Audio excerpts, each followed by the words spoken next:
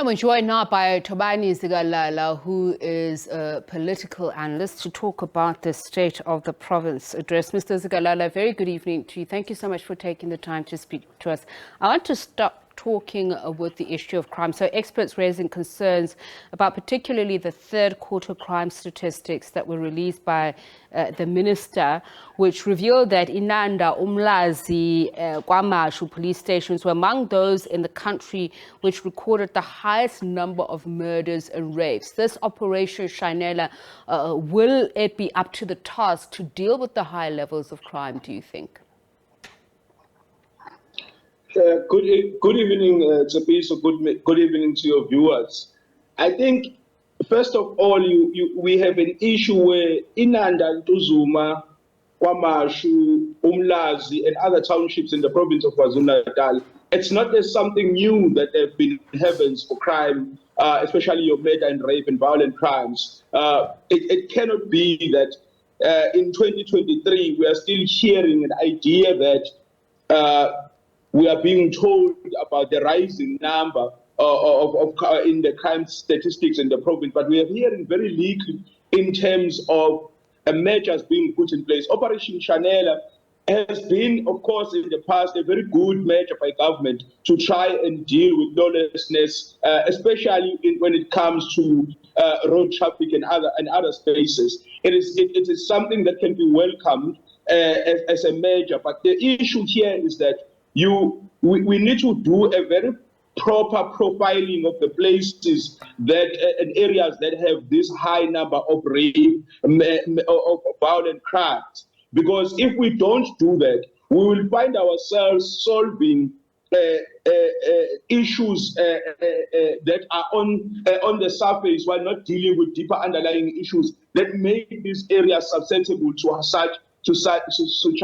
criminal acts. We have to deal with a lot of social transformation, a lot of the economic transformation of these areas. We need to introduce a new social ethic in these spaces, because if we don't do that, then we merely send in more policemen without the engaging of these societies, especially if we look at the issue of the social fabric and issues of social transformation that are embedded in some of these areas.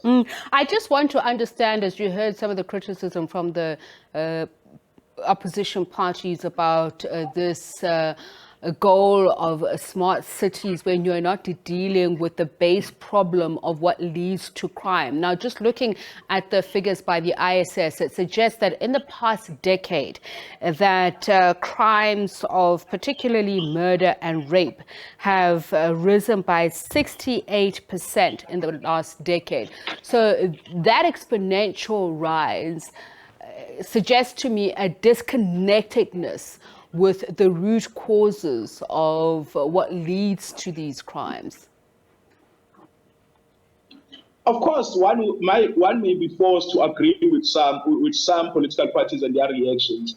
As I said before, the issue here is much more embedded or much more deeper than just what we seem to be hearing for our government. Our government seems not to be really on par in terms of understanding what the real issues of this society that they are governing is. As I said, we have much more deeper issues than issues of smart cities and issues like that. Of course, smart cities are welcomed as a good measure to develop our societies, but the issues of crime go further than just an issue of just development. As I said, there is a need to very much alter the social fabric of this society. There is a very big need to socially transform the material conditions that our people live under. Because people who live in shacks, who live in the township, the research is out there that these areas are more susceptible to crime than other areas. So if we deal fundamentally with the issues and the settlement that our people find ourselves and themselves in, we may well be on a good way to solve our issues. Okay. I want to just then look at some of what the Premier spoke about. Mainly it was the number of displaced families as a result of the recent floods.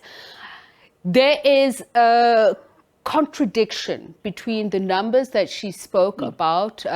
She spoke about more than 4,000, but when I look at what the Minister in the Presidency, Mondli Gugubele, said about the number of displaced families as a result of the floods, he quotes a number of 8,000.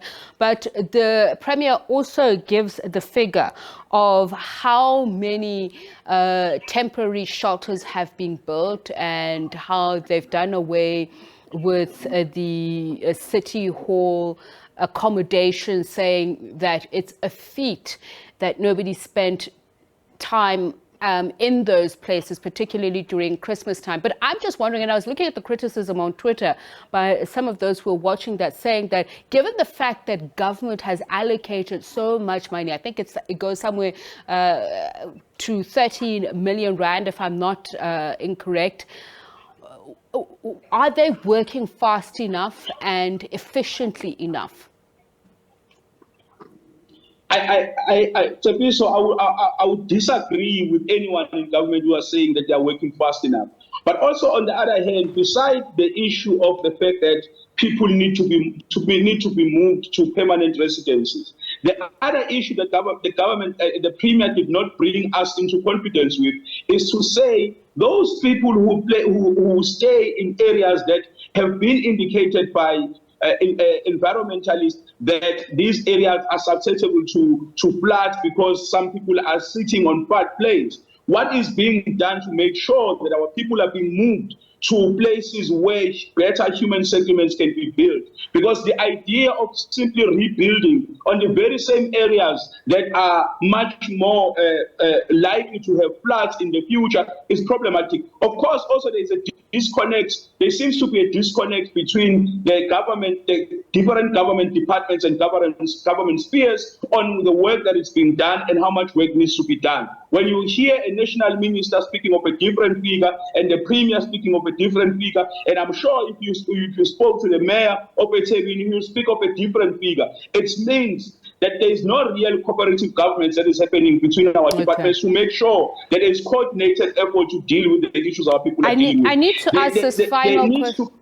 Okay. Sorry, you can finish your train of thought. I just have one final question for you. No, you can ask the question as well. I want you to help me crunch these figures in terms of employment and unemployment. So the Premier says infrastructure investments stand at about 129 billion rand, and they've created 389 jobs. She promises 10,000 jobs for this year alone, but doesn't tell us how much of that 100 or how much money is being put aside for that. And is it enough jobs given the level of unemployment to promise 10,000 jobs for this year alone? And finally, she also talks about a jobs war room, which she says to date has facilitated over 500,000 job opportunities. So opportunities vis-a-vis actual jobs.